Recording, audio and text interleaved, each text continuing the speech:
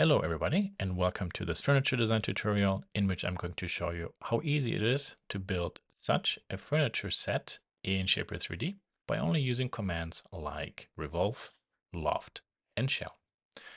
At the beginning, we will actually first start by building the table, which is pretty easy. And then as a reference, we're going to build our first bench. The bench will be also very simple, just a sketch and extrusion, and then we shell it and round edges before that. That's actually going to be our study piece. And then we will design a more advanced version where, as you can see, we are going to work with 3 different sketches and then use the loft command instead of the extrude command to create actually a chair that has various types of curved surfaces. For example, for the back or for the hip. As always, we later put everything into the visu, make a nice presentation, and let's go and do it. So here's our starter file with the scan. We have a table and the chair. Both function, specifically the chair, only as a scale reference. Let's work on the easiest thing first. Let's make the table.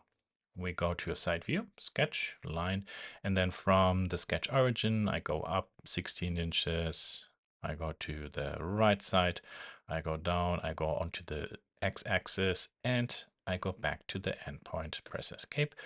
And then I want to make sure that all my horizontal vertical lines are vertically horizontally constrained. I can play with the position of these lines a little bit. Yep, this looks actually pretty close. Then let's hide the scan, select the sketch profile and access to a revolve. There we are. Pretty cool. Now and then, based on how we are adjusting our sketch, we can play with the look of this table. Very nice. Okay. So let's say that is kind of done. That's good. Now let's focus on creating this bench. And again, we use this chair simply as a proportional reference because the seating surface and the backrest are nicely rotated. Side view, go to sketch. Make sure you, by accident you do not click on these snap targets. And I start, let's say, somewhere here. Then I go up. That's the backrest, my seating area there, and back and escape. This one should always be horizontal, vertical, and good. There we are. So we are going to first create a very basic bench. We extrude this one 8 inches. Then in the history, we specify this to go both ways. There we are. And now we can go ahead and round actually these edges. We have basically 1, 2, 3, 4 different corners. These are on the ground, my leg, my hip, and this is a very sharp corner. So that's the reason why I break everything down into these individual fillets. This one, for example, I make much bigger. And then here you will see a small fillet brings this down quite a lot already. Then we can select the sides and simply go to shell and shell this. Let's say 1 inch. That looks pretty good. The nice thing of the tools is now we can select actually, let's say, this fillet surface, then click on Added Fillet, and we are instantly in the mode to adjust this. So I don't necessarily have to go to the history. I can, but I can just do this right here. It's pretty cool. There, that looks actually really nice. Very good. So you see one very basic sketch, then an extrusion, then we round edges, and then we shell it to create this design. The surface thickness, maybe we increase a little bit. So because I did that, this corner here is actually not good. So I might have to increase this fillet a little bit. Yeah, there. Okay, perfect. Now, this is actually a very easy design, but let's look into how we can make this design a tick more interesting. I don't want to draw this sketch actually again. I could make a copy if I want to, but I would like to show you something different. So this model, because this is not where how we're going to end, I would like to keep as an unassociated copy. What does that mean? Select your body, then I move my move command here to the center so I can rotate it, click on copy, and there is a link icon. If I now move this object, it creates a linked copy, but that's not what I want. So turn the chain off, rotate this over 180, for example. And then there you see, oh, there's a new unlinked copy. So that means this has zero to do actually with the sketch. There you see, it's not affected. Okay, cool. So that means in this design, we can select this one and, for example, delete it. We don't need it anymore. We made a copy of this. And now I'm going to select the sketch. Exit sketch mode, make a copy 8 inches to the one side. There we are. I can select this one and make a copy 8 inches to the other side. We're not really going to change the profile of the outer sketches. If, let's say, we would, then after the first copy to the side, I would actually make a construction plane. You don't have to do this right now. This is more like as a demo. And then I select the sketch, go to project, and project it onto that construction plane. So when this one is moved, you see the other one actually adjusts to. Okay, I will just undo my steps there and go back to here and repeat this copy. Beautiful. So why did we do this? So check this out. We're going to select these 3 profiles and then we do a loft. So this looks pretty much the same like the first bench, but here's now the fun thing. We go to the center sketch and there, this point, for example, I move backwards and a little bit down, say like this. Okay. And look at this. You see the loft command blends actually between the individual lines and creates these curved surfaces. So outside sketch and then the center sketch. Super easy. Okay, with this done, we will hide actually here our sketches so they're not in our way. There we are. And then we can do pretty much the same here again. We round this too. I will actually, in this case here, experiment with adding this one to it too. So the angle between these surfaces is different, which might make these radii look different, which is why then we can set the size type to chord width. And that actually will make sure that visually these surfaces have exactly the same size. Might have to increase this. There we are. So this way actually the bottom edges and this edge, for example, are really truly the same. What happens if we add this one to it? Yeah, this actually goes down quite a lot, too much. So I will do this one actually manually, maybe let's say to there. And then I can select this one and round it. There we are. Okay, very good. Beautiful.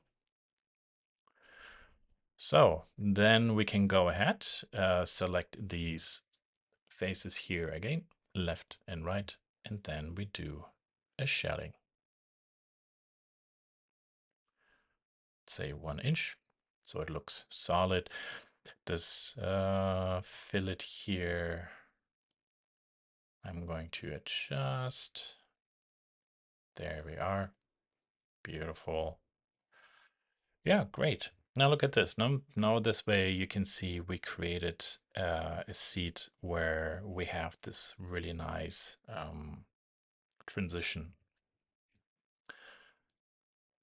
We go back and start editing everything, moving these sketches. No, make somebody slide off, or just only that area, for example, is going down. So this way we can play with what surface actually do we want to round or go this way,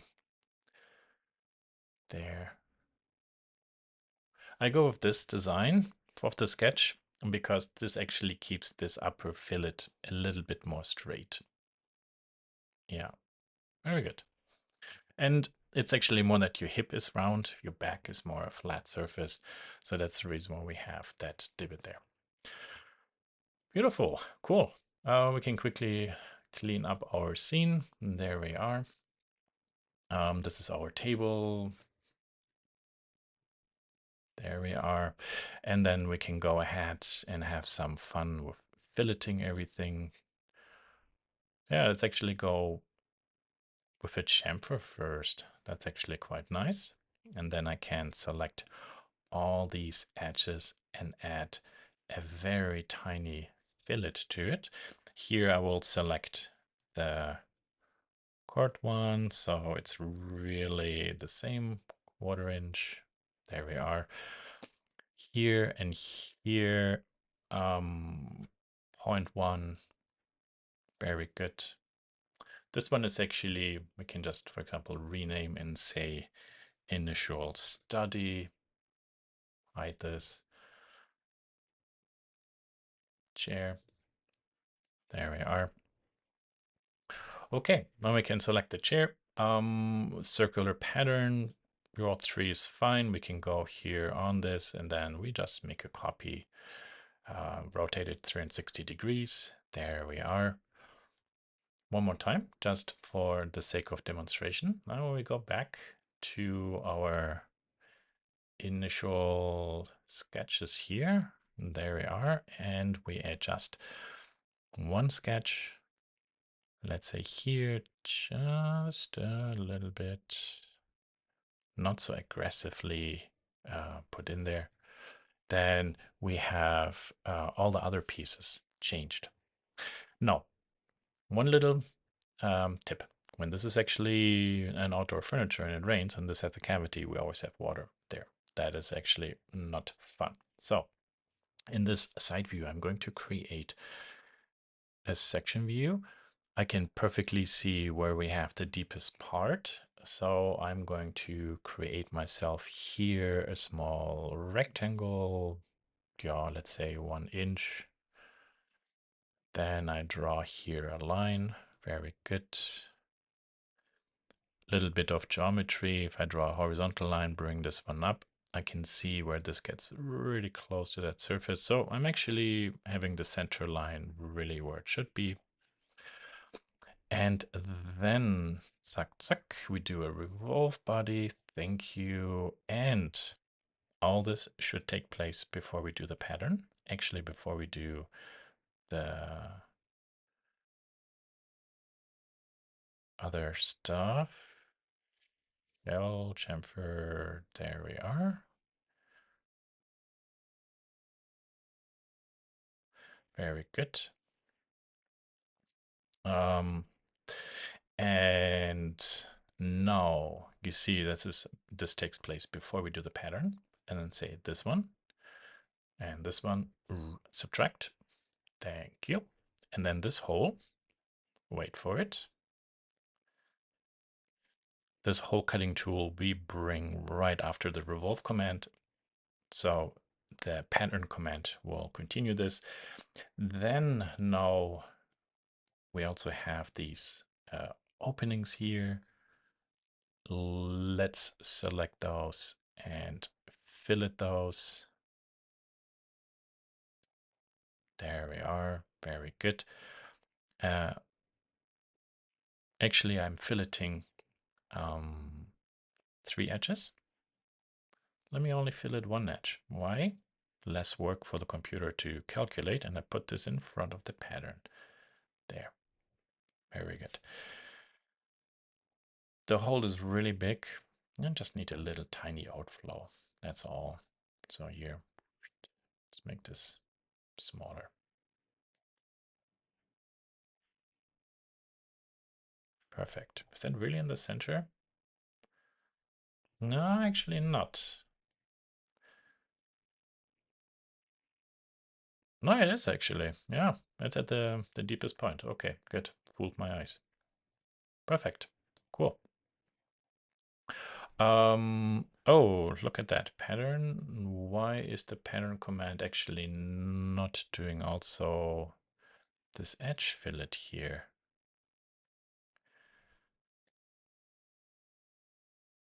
Okay, let's delete this one. Oh, I confused myself. I rounded actually the wrong chair. Cool. And now we can do the pattern one more time. That's a nice thing of working in Shapr. You can restructure your design, correct it. And there we are. Perfect. Let's go to Viso. We're going to make a nice reddish material. There we are. Actually, maybe more the matte surface, and then here the top we make white. What happens if we make this, for example, white? Can we play there a little bit with the designs? No, we're actually adding more attention to it. Maybe I don't want to. This one remain white. Then, I don't know, on a white background, find a nice position. And there we are. We actually created a pretty fun looking outdoor set. And we're done.